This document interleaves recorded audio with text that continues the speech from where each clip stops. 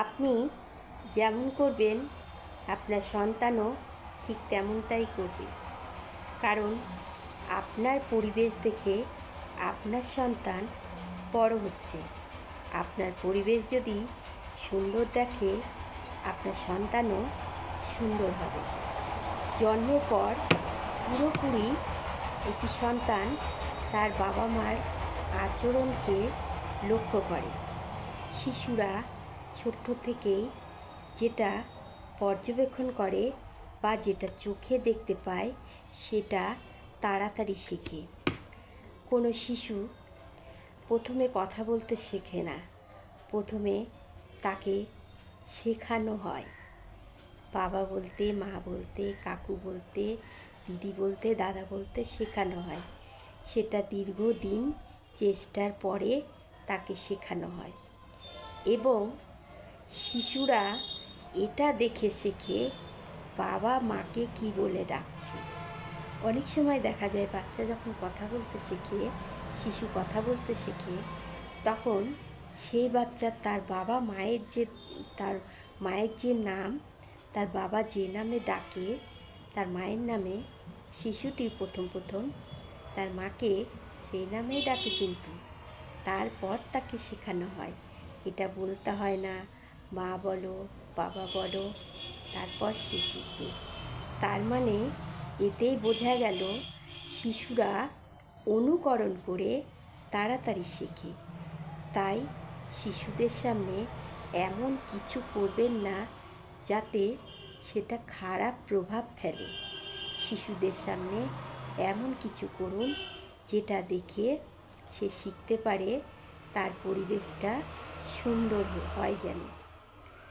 যেমন ধরুন আপনি মোবাইল ব্যবহার করেন, আপনি আপনার শিশুর সামনে, আপনার বাচ্চার সামনে সারাদিন মোবাইল ঘাঁটছেন, মোবাইল দেখছেন। তো শিশুটি আপনাকে লক্ষ্য করছে আপনি সারাদিন মোবাইল দেখছেন এবং শিশুটি বা বাচ্চাটি তখন কিন্তু এটা করবে, সে গিয়ে মোবাইলটা নিয়েই বসে পড়বে। কারণ তার মাকে মোবাইল ঘাঁটতে দেখছে, মোবাইল টিপতে দেখছে, তাই সে প্রথম কাজটা সে তার মাকে দিয়েই শিখবে। তাই আপনি চেষ্টা করবেন আপনার বাচ্চার সামনে ফোন বা মোবাইল একেবারেই না ব্যবহার করা। আপনার বাচ্চা যখন স্কুলে যাবে কিংবা ঘুমিয়ে পড়বে কিংবা কোথাও টিউশন গেল, ঠিক তখন তার সামনে মোবাইল ব্যবহার করবেন। আপনি যদি মোবাইল ব্যবহার করেন তাহলে আপনার বাচ্চাও শিখবে মোবাইলেই সময় নষ্ট করা, পড়াশোনার প্রতি আগ্রহ কমে যাবে। তাই আপনি এমন কিছু করবেন না যেটা শিখলে আপনার বাচ্চার ভবিষ্যতে ক্ষতি হয়। দ্বিতীয়ত, আপনি আপনার পরিবারে সারাদিন সবাইকে নিয়ে থাকছেন একটা যৌথ পরিবারের মধ্যে। সেখানে আপনার মুখের ভাষা ঠিকঠাক হওয়া উচিত, যথাযথ ভাষা প্রয়োগ করবেন। কারণ আগেই বললাম শিশুরা অনুকরণে পটু, যা বলবেন তাই শিখবে, যা করবেন তাই করবে। আপনি যদি আপনার মুখের ভাষা ঠিকঠাকভাবে ব্যবহার করেন তাহলে আপনার শিশুটিও ঠিকঠাক ভাষা প্রয়োগ করবে। আপনি যদি আপনার পরিবারের মাঝে গালিগালাজ বা খারাপ ভাষা প্রয়োগ করেন, আপনার শিশুটি কিন্তু ঠিক তাই শিখবে।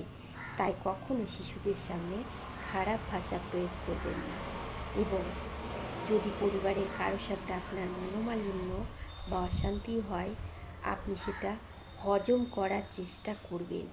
বিশেষ করে বাচ্চার জন্য, বাচ্চাদের সামনে অহেতুক হাত তুলে মারামারি বা কোনো রকম মারধর করার এমন কিছু ব্যাপার নিয়ে আসবেন না যেটা ভীষণ ক্ষতিকর আপনার শিশুর জন্য।